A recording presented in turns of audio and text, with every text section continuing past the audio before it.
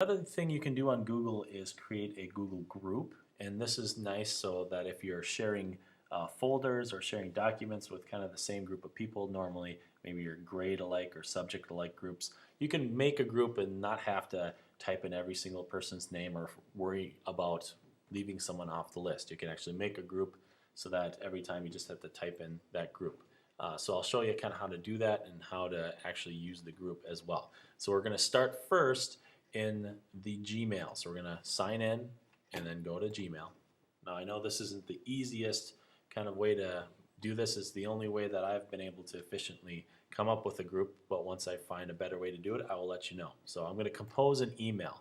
Now the subject of this email, I'm just going to tell them test, do not respond or reply, so they know that I'm just trying something out and don't worry about the actual message. So if I was making an 8th grade team meeting, let's say for our research paper, so I'm going to include our social studies teachers as well in our group. So I'm going to basically just send this message to them to do not respond.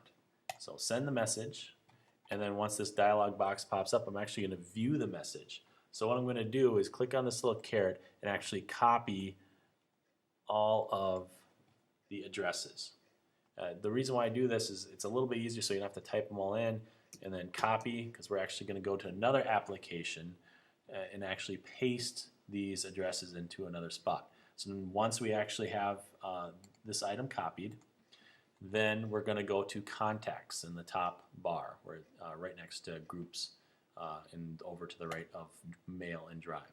So contacts, once we get into this section, what we're basically going to do is create a new group. So click on new group. I'm going to basically label this group 8th grade research paper. Hit OK. It'll pop up underneath my contacts, so I'll click on that. And then basically what we're going to do is once you click on there, you'll see this little person plus icon. So basically you're going to add to the group. You're going to click on there, and then this is where we're going to paste. So I right-click paste, and now all those email addresses are now entered into the field. Once you hit add, it will basically put all those email addresses into the 8th grade research paper group.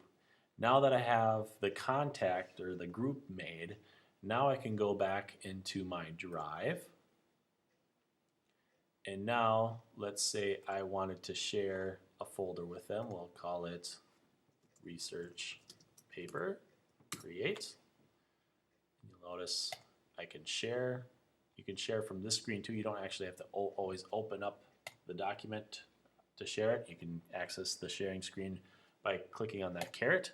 And then the nice thing about the groups is I don't have to type all 8 or 9 or however many names. All I have to do is click 8th grade research paper. And you'll even notice I just put 8th and it's already popping up. And it'll show me 6 contacts.